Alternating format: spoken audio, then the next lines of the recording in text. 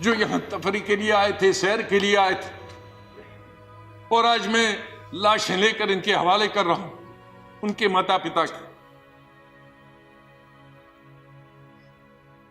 तो ये भावुक होने की जरूरी बात।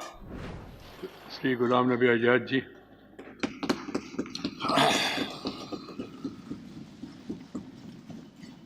माननीय चेयरमैन सर,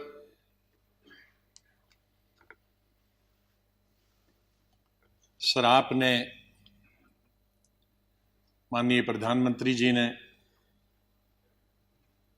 माननीय डिप्टी चेयरमैन साहब ने, और मेरे जितने भी यहां साथी हैं, उस तरफ के या इस तरफ के, सत्ताधारी पार्टी के या विपक्ष, और विशेष रूप से आपने और माननीय प्रधानमंत्री जी ने जिस तरह से भावुक होकर मेरे बारे में कुछ शब्द बताए, मैं बड़ी सोच में पड़ गया कि क्या कहूं।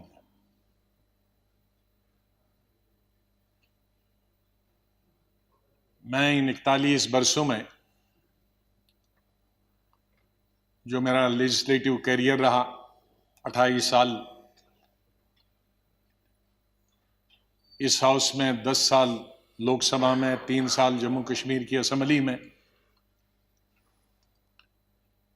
तो ये कहूंगा कि महाराष्ट्र से जीत के आके मैं कभी इधर से निकला, इधर डूबा, इधर डूबा, उधर निकला, उधर डूबा, इधर निकला, ये मेरा जीवन ऐसे ही रहा और संघर्ष का जमाना रहा। और मैं आज बहुत सारी चीजों को छोटा करने के लिए कुछ शेरों में ही खत्म करते हैं। शायर जो होते हैं उनमें एक बड़ी ताकत होती है उनके शेरों में कि हम लोग अगर 10 घंटे का भाषण दें तो वो 2 शेर में खत्म कर देते हैं उसको। तो मैं उसका फायदा उठाना चाहता हूं, वरना अगर मैं इतने 41 साल के इस अनुभव को अगर कहना चाहूंगा तो बहुत समय लगेगा, कई हफ्ते महीने लगेंगे। लेकिन शुरू में करूंगा जिस बात से मैंने पॉलिटिकल कैरियर शुरू किया है, स्टूडेंट लाइफ। और कश्मीर में, जम्मू कश्मीर में मेरा, हालांकि मैं जम्मू से हूं, लेकिन मेरा डिस्ट्रिक्ट में, शमशेर सिंह जी जानते हैं, मुस्लिम मेजॉरिटी डिस्ट्रिक्ट, उसका असर कश्मीर का ज्यादा होता है, जम्मू का कम असर पड़ता है, विशेष रूप से मुस्लिम्स में। और उसके बाद कॉलेज और यूनिवर्सिटी तो मैं कश्मीर में ही पढ़ा। और गांधी को पढ़ता था मैं, नेहरू को पढ़ता था, मौलाना आजाद को पढ़ता था, इन 3 की। तो जो मैंने सीखा है देशभक्ति का स्कूल से लेकर, और वो देशभक्ति आज उन नौजवानों के नजर में जो सियाचिन में है, जो जम्मू कश्मीर में कई दशकों से है, ठंड में है, बर्फ में है, उनके नाम से शुरू करता हूं मैं। खून की मांग है इस देश की रक्षा के लिए, खून की मांग है इस देश की रक्षा के लिए, मेरे नजदीक ये कुर्बानी बहुत छोटी है, दे दो।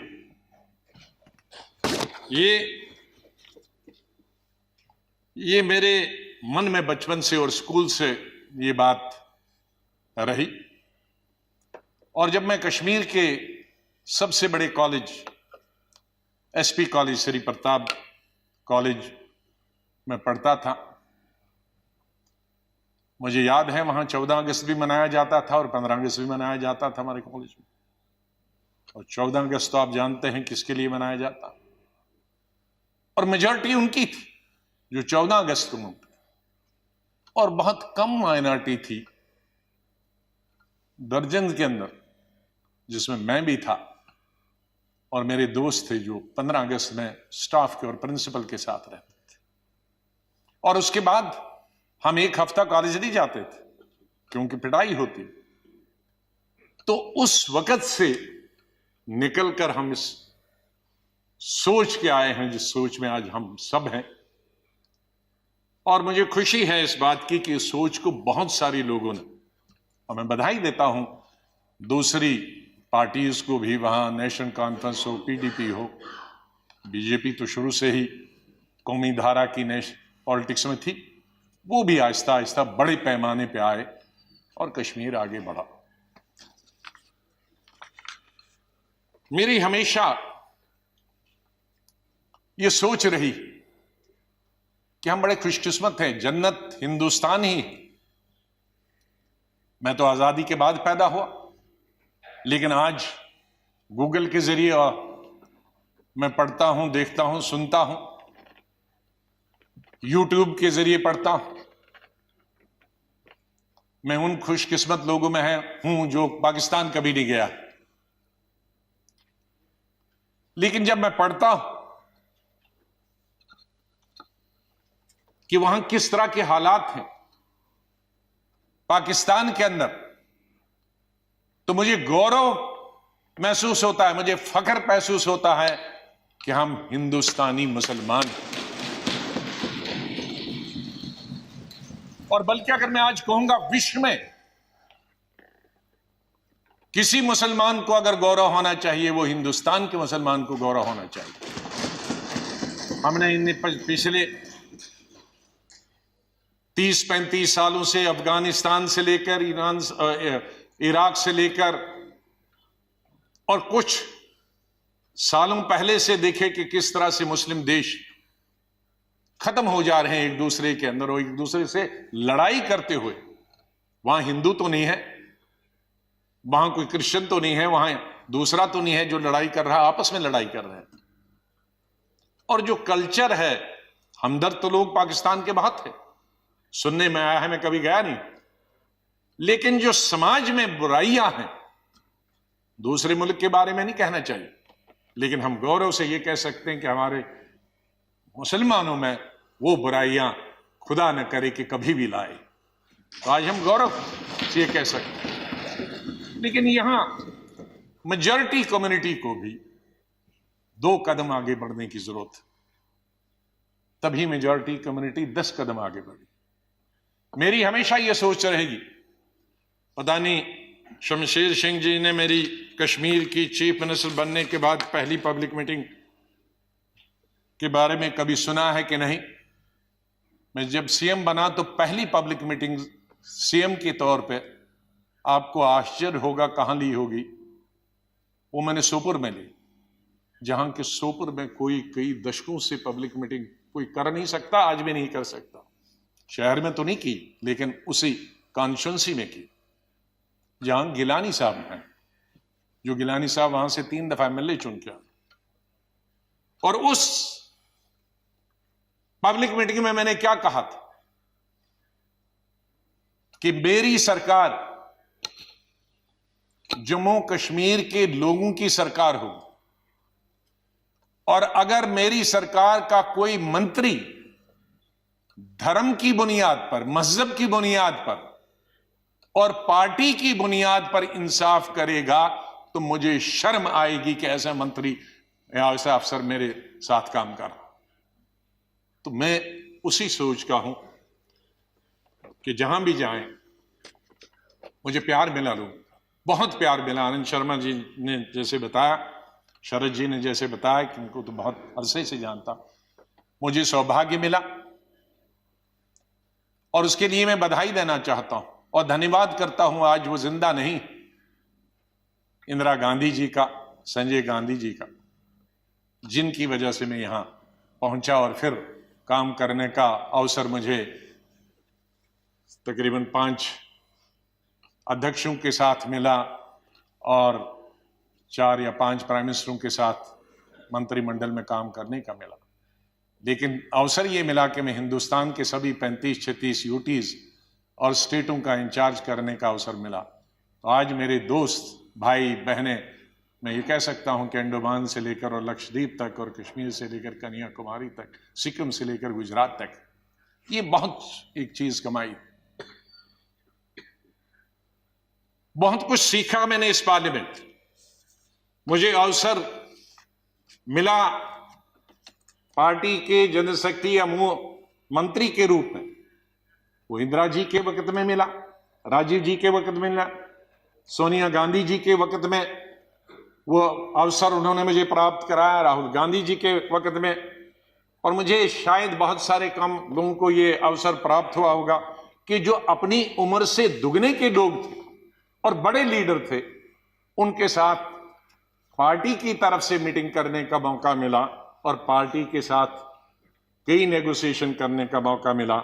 उनमें ज्योति बसु जी थी, करुणानिधि जी थे, जयललिता जी के साथ मैंने अलायंस किया, करुणाकरण जी थे, चंद्रशेखर जी थे, देवीलाल जी थे, मुलायम सिंह यादव जी थे, प्रकाश सिंह बादल जी से अलायंस तो नहीं किया, लेकिन कई चीजें जब मैं मिनिस्टर ऑफ स्टेट होम था तब कई मीटिंगें हुई। मैं जब देखता था implementation of Punjab accord, Assam accord, ये देखता था। आई.के. गुजराल साहब से, शुभू सोरेन जी से, साहब तंगल जी से, मुपनार जी से, फारूक साहब से, मुफ्ती साहब से, ये सब लोगों के साथ कई दफा, और यही वजह है कि यहां भी उसी तरह से मैंने चलाया। 3 प्राइम मिनिस्टरों के साथ मैं पार्लियामेंट्री अफेयर्स मिनिस्टर रहा। मैं उस बात को भूल नहीं सकता कि इंदिरा जी फोतेदार जी और हमें बताती थी। फोतेदार जी पॉलिटिकल सेक्रेटरी थे, मैं यूथ कांग्रेस का प्रेसिडेंट था। कहा जरा अटल जी से भी संपर्क में रहा करो। बीजेपी ने, उन्होंने कहा अटल जी से संपर्क में रहा करो। तो वो इस सोच की थी। बाद में राजीव जी जब प्राइम मिनिस्टर बने तो उन्होंने कहा भाई अब विपक्ष के जो लोग हैं उनके पास तो 2 एमएलए MP हैं, हमारा इतना बहुमत, उनको भी तो अपनी कॉन्स्टिट्यूंसी का काम करना होता होगा, उनसे भी जरा पूछा करो। जब पार्लियामेंट्री अफेयर्स में मिनिस्टर बना मैं उनके वक्त में राजीव गांधी के, तो फिर एक दफा फिर याद दिलाया कि आप बहुत सारे काम अपनी पार्टी के कराते हो, विपक्ष के भी कुछ करते हो। मैंने कहा मैं बिल्कुल उनके भी पूछता हूं, जो जो बताते हैं, हर चीज आपको बताने की जरूरत नहीं, हम अपने लेवल पे करते हैं। और बाद में मैंने यही चीज माननीय अटल बिहारी वाजपेयी जी से सीखी। 5 साल 91 से 96 तक मैं पार्लियामेंट्री अफेयर्स मिनिस्टर रहा, और भी पोर्टफोलियोज थे मेरे पास। और अटल जी विपक्ष के नेता रहे, हमारे पास बहुमत नहीं था और अलायंस भी नहीं था, माइनॉरिटी गवर्नमेंट थी। और उस माइनॉरिटी गवर्नमेंट में अटल बिहारी जी वाजपेयी जी विपक्ष के नेता हो, यह हाउस चलाना कितना आसान मुश्किल हो सकता। लेकिन मैं कहूंगा कि सबसे आसान हाउस चलाना उन 5 साल में मुझे अटल जी की लीडरशिप हो, और उनसे सीखा मैंने कि किस तरह से हल निकाला जा सकता, विपक्ष की भी बात रहे और सरकार की भी बात रहे। मैंने अपने LOP के जमाने में यह कोशिश की कि हम यहां आए हैं, लोगों ने हमको चुना है कानून बनाने के लिए, लोगों ने हमें चुना है कई मसलों का समाधान निकालने के लिए, हल निकालने के लिए, उनकी मुश्किलात, उनके लिए रोजगार पैदा करना, एम्प्लॉयमेंट करना, डेवलपमेंट करना, विकास करना, सड़कें, नहरें, स्कूल, कॉलेज, अस्पताल बनाना, बिजली पैदावार करना। तो अगर हम हर वक्त ये आपस में ही लड़ते रहे, झगड़ते रहे और वो कानून पास नहीं होंगे तो लोगों का विश्वास हमसे उड़ जाएगा। इसलिए जब भी मैं अपने साथियों को भी समझाता था कि इसको मिक्स करो, एक आध दिन विरोध दिखाओ, एक आध दिन झगड़ा करो और बाकी दिन डिस्कशन करें। ये मैंने हमेशा प्रयास किया अपने। मैं धन्यवाद करता हूं हमारे उस तरफ के भी साथियों को जिन्होंने, और इस तरफ के सभी लीडरों को जिन्होंने उस प्रयास में पूरा अपना सहयोग दिया। मैं अपनी बात गृह मंत्री जी को स्टेटमेंट देना था, मैं उनका धन्यवाद करता हूं, और सबसे ज्यादा धन्यवाद मैं प्राइम मिनिस्टर का करता हूं कि आपने सबको सुना, आपने इतना समय 2 घंटे से ज़्यादा यहाँ समय दिया। आप बहुत भावुक हुए और सच है, हकीकत। अगर सच बताएं सर, मेरे माता पिता की जब डेथ हुई, मेरे आंखों से आंसू निकले, लेकिन मैं चिल्ला के रो नहीं पाया। मैंने जिंदगी में सिर्फ चिल्ला के रोया। और जब रोता है इंसान तो वो कोई चिल्ला के रोने के लिए तो आपको आर्टिफिशियल होने की जरूरत नहीं। वो थी पहली संजय गांधी की मौत, इंदिरा गांधी की मौत, राजीव गांधी की मौत। अलग अलग जगह थी, क्योंकि तीनों मौतें अचानक हो गई थी। शायद अगर नेचुरल मौत होती तो वो चीख नहीं निकलती। और चौथी थी जब सुपर सुनामी आ गया था उड़ीसा में 99। मैं हॉस्पिटल गया अपने पिताजी को दिखाने के लिए, और उन्होंने कहा कि इनको गैलेपिंग कैंसर है। मुझे तब तक ये गैलेपिंग कैंसर का नहीं, कैंसर मालूम, गैलेपिंग। तो मैं पूछा इसका क्या मतलब हुआ, कि ज्योग्राफिकल रेशो से बढ़ता है, 2 का 4, 4 का 8, 8 का 16, 16 का 64, जो बढ़ जाता है। और इसकी अपर लिमिट है 21 दिन। तो 21 दिन आप कहीं मत जाओ। दोपहर को मैं ये लेके आया और सुबह हमने प्रोग्राम बनाया कहीं जाने का, इनको घुमाएंगे।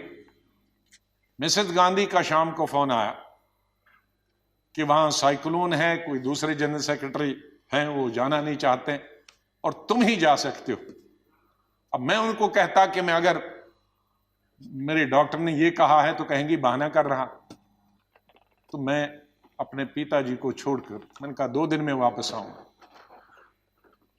गुजरात के, ये उड़ीसा के लोगों के लिए एक नई बात कहता हूं, क्योंकि इसका लुल्लू, इसका गवाह था, वो इस दुनिया में नहीं रहा। हमारे कांग्रेस का यंग लीडर था, यूं बहुत हाउस होल्ड नेम है आज भी। उड़ीसा जब एयरपोर्ट पे पहुंचा तो 1000 आदमी था, लड़के। तो कहा सर पैदल चलना है, क्योंकि सारे पेड़ जो हैं, शहर पानी में है और सारे पेड़ सड़कों पर है, तो ये 10-12 किलोमीटर पैदल चलना। चले हम। तो सबसे बड़ा काम क्या था पहला, और मिनिस्टर कोई नहीं, चीफ मिनिस्टर भाग गए थे, मिनिस्टर भाग गए थे, कोई एडमिनिस्ट्रेशन, कोई दुकानें तोड़कर मैंने उनकी लिस्ट बनाई पुलिस की मदद से कि उनको पैसे देंगे बाद में।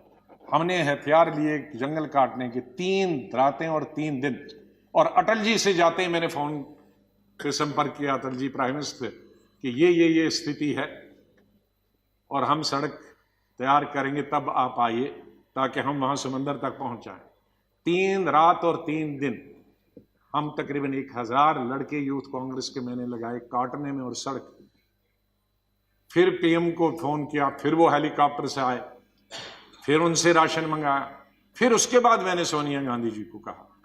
तो और वहां मैं रोया जब मैंने लाशें देखी, सैकड़ों लाशें तैर रही थी जब हम समंदर के किनारे तक पहुंचे, वहां मैं चिल्ला के रोया। वो चौथी दफा था। और 5वीं दफा जिसका उल्लेख माननीय प्रधानमंत्री जी ने किया और वो भावुक हुए। मैं 2005 में जब चीफ मिनिस्टर बना नवंबर में, और मई में जब दरबार कश्मीर में खुला, तो मेरा स्वागत गुजरात के मेरे भाइयों और बहनों की कुर्बानी से हुआ। मैं अभी 2 ही दिन पहले पहुंचा था, तो वहां स्वागत करने का मिलिटेंट का यही तरीका था कि आप हत्या करो गरीबों की तो वही स्वागत होता। उसका मतलब था कि हम हैं, इस गलतफहमी में न रहना। निषाद बाग जो कि राजभवन के साथ, वहां बस से, उस पर लिखा था गुजरात की बस, उसमें हमारे तकरीबन 40-50 गुजरात के हमारे भाई बहनें टूरिस्ट, उस पे उन्होंने ग्रेनेड लगाया और मेरे ख्याल में दर्जन से ज्यादा लोग वहीं हताहत हो गए और कई जख्मी हो गए। मैं फौरन तुरंत जगह पे पहुंचा, लेकिन तब तक पुलिस ने वो हटा दिया था। फिर मैं जैसे माननीय प्रधानमंत्री जी, इन्होंने भी डिफेंस मिनिस्टर से बात की, मैंने प्रधानमंत्री जी से बात की, जहाज आया मी-8 उनको लेने के लिए। लेकिन जब मैं एयरपोर्ट पे पहुंचा तो जाहिर है सिक्योरिटी वाले कहते हैं कि सीएम आ रहे हैं, सीएम आ रहे हैं। एयरपोर्ट पे ये सब जाने के लिए तैयार थे। हमारे जख्मी भाई, छोटे छोटे बच्चे। तो जब मैं एयरपोर्ट पे पहुंचा तो इन बच्चों ने, जिसका किसी का पिता मर गया था, किसी की मां मर गई थी, वो रोते रोते मेरे टांगों से जब लिपट गए तो मैं जोर से, मेरी आवाजें निकल गई, ये खुदा ये क्या तुमने किया। मैं कैसे जवाब दूं इन बच्चों को, मैं कैसे जवाब दूं उन बहनों को जो यहां तफरी के लिए आए थे, सैर के लिए आए थे, और आज मैं लाशें लेकर इनके हवाले कर रहा हूं उनके माता पिता के। तो ये भावुक होने की जरूरी बात है। आज हम ये अल्लाह से, भगवान से यही दुआ करते हैं कि इस देश से मिलिटेंसी खत्म हो जाए, इस देश से आतंकवाद खत्म हो जाए।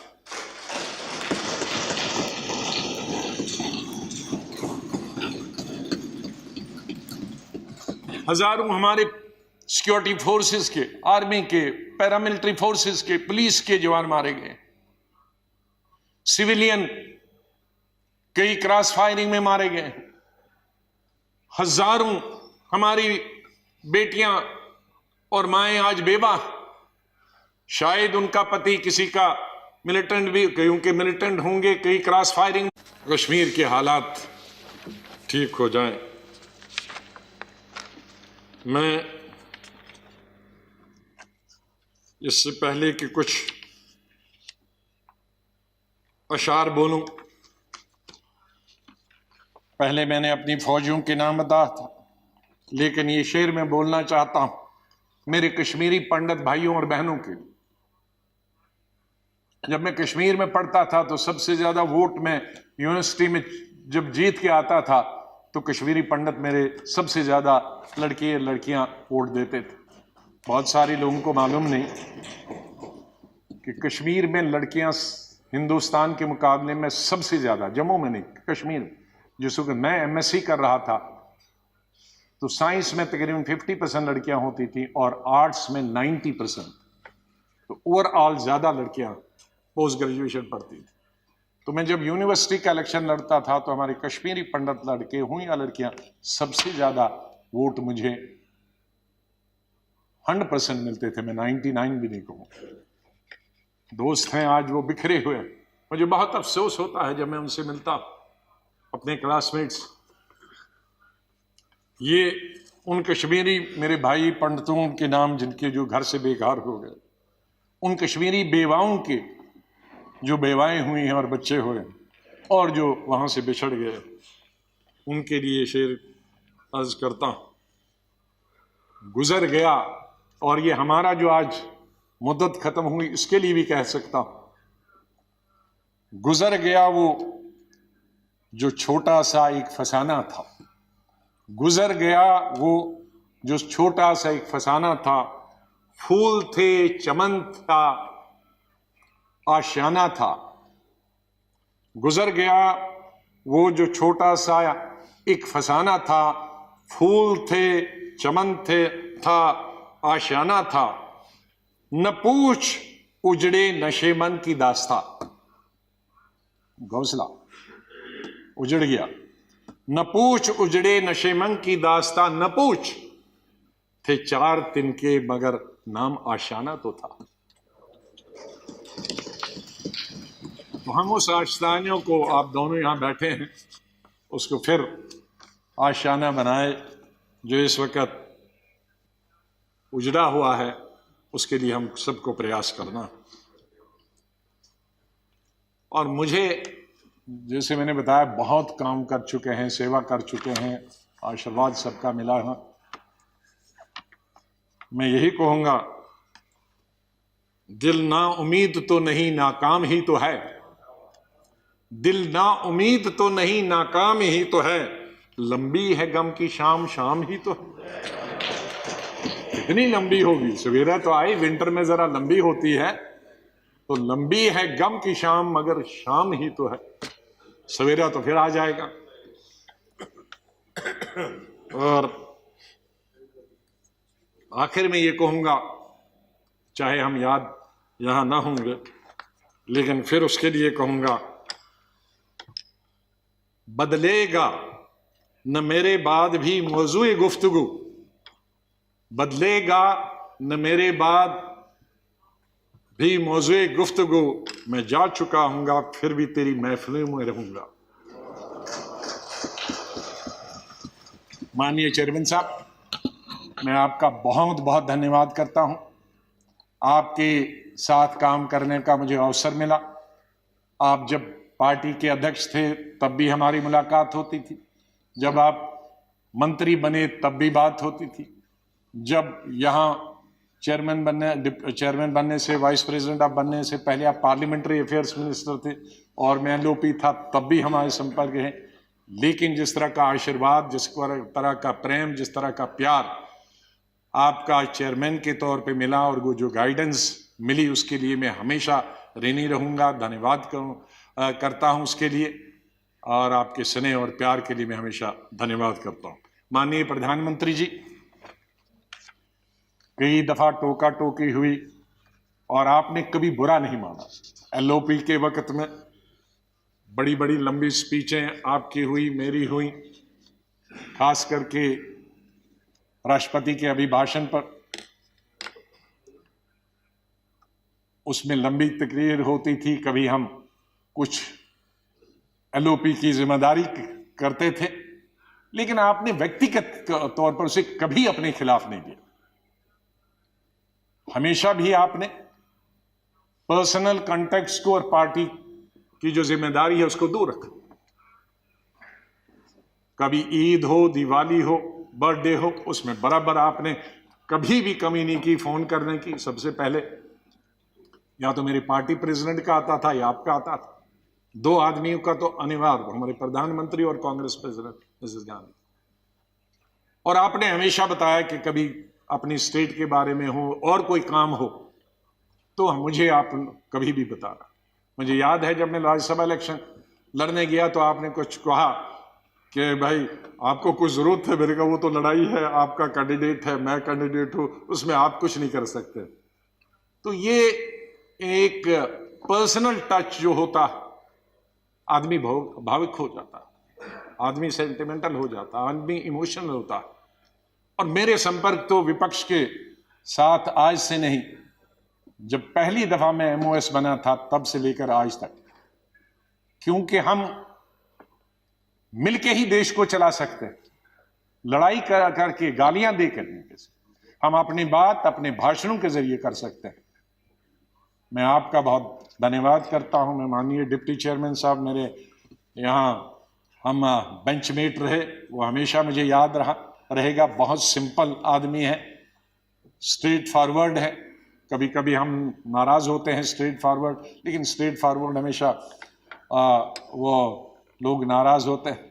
और शरद पवार जी से लेकर और यादव जी से लेकर और सब लोग हमारे लीडरों का तो मैं बहुत ही धन्यवाद, सब लेफ्ट राइट एंड सेंटर, नाम क्योंकि कुछ लूंगा तो बहुत सारे हमारे साथी नाराज होंगे। तो चेयरमैन साहब से लेकर और प्रधानमंत्री जी से लेकर, मैं सेक्रेटरी जनरल साहब का कैसे और सेक्रेटरीट का कैसे धन्यवाद कर सकता हूं, तो मुश्किल है करना, क्योंकि इनका सहयोग मिला बहुत हमेशा। हर वक्त जब भी हमने कुछ चाहा, इंफॉर्मेशन पार्लियामेंट की या कोऑर्डिनेशन के बारे में आप तक पहुंचने की बात की, तो सेक्रेटरी जनरल साहब ने और सेक्रेटरीट ने हमने हमेशा हमारी मदद की है। और आखिर इस शेर से मैं आपसे विदाई लेता हूं, और इंशाल्लाह हम मिलते रहेंगे, चाहे यहाँ नहीं मिले लेकिन आगे एक दूसरे के पास आ जा सकते हैं। नहीं आएगी मैं आप लोगों से बोल, नहीं आएगी याद तो बरसों नहीं आएगी, मगर जब याद आओगे तो बहुत याद आओगे। धन्यवाद गुलाम नबी जी।